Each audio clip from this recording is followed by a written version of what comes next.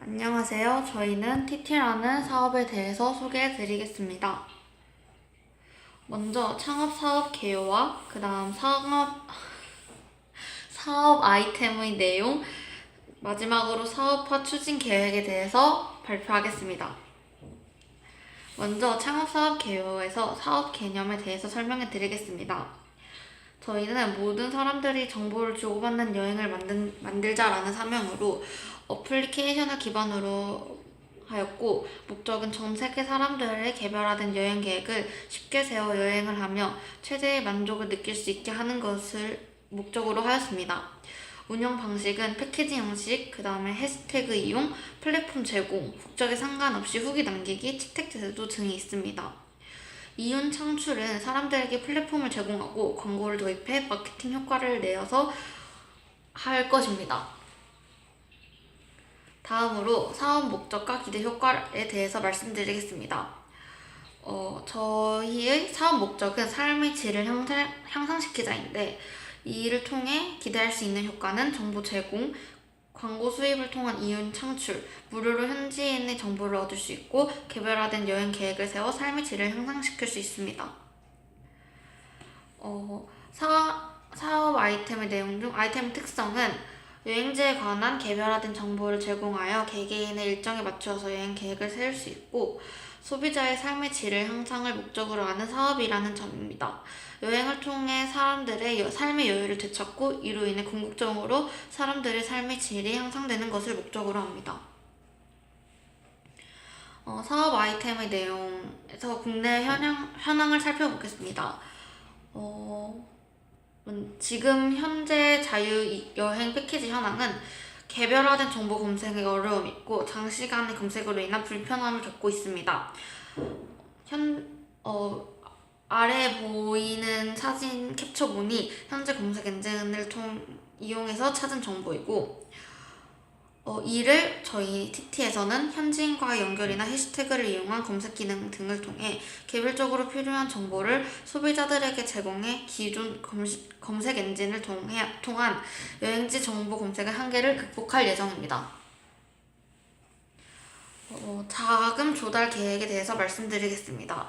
저희는 크게 두 가지, 기존 가상 공간 이용 그리고 광고로 구분하여서 하였는데, 기존 가상 공간의 이용은 초기의 비용 절감을 위해 처음부터 위험 부담을 감수하며 새로운 어플리케이션을 제작하는 방식이 아닌 기존에 전 세계적으로 대중화되어 있는 SNS를 이용해서 다수의 대상으로 한 홍보 효과와 초기 사용자를 확보해 놓은 전략을 통해서 후에 어플리케이션을 개발할 때 필요한 개발 비용과 정보를 얻는 데 필요한 자금을 확보하고 어플리케이션을 통한 광고 수익성 또한 보장될 수 있을 것으로 기대합니다.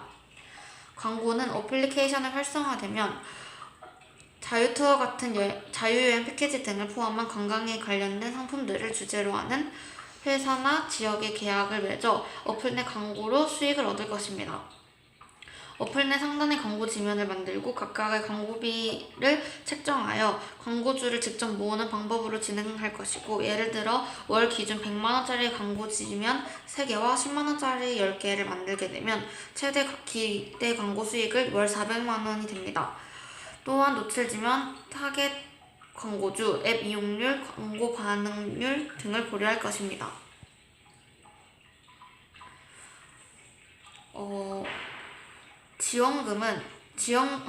지원금에 대해서 설명해 드리면, 일회성이 아닌 기업을 지속성으로 운영하고 안정적으로 발전시키기 위해서는 사업 개발비 및 시장 진입 비용, 마케팅 비용, 고객 서비스 비용 등 인건비, 운전 자금 등이 필요하다고 생각해 이를 조달하기 위한 방법을 고려했습니다.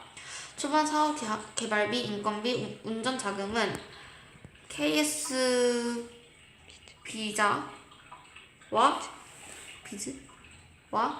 K스타트업의 청년 전용 창업 자금에서 지원받을 수 있습니다.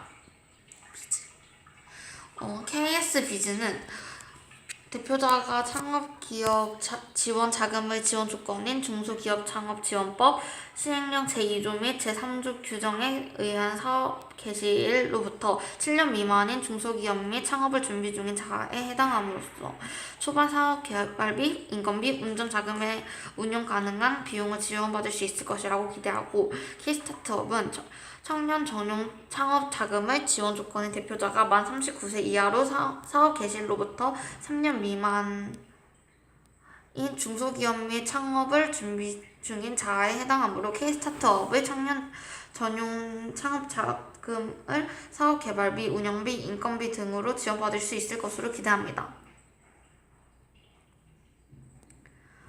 기업 운영 방식은 크게 세 가지로 분류해서 설명해 드릴 텐데, 첫 번째 조직도 구조, 두 번째 인사팀 운영 방식, 세 번째 복지제도로 하겠습니다.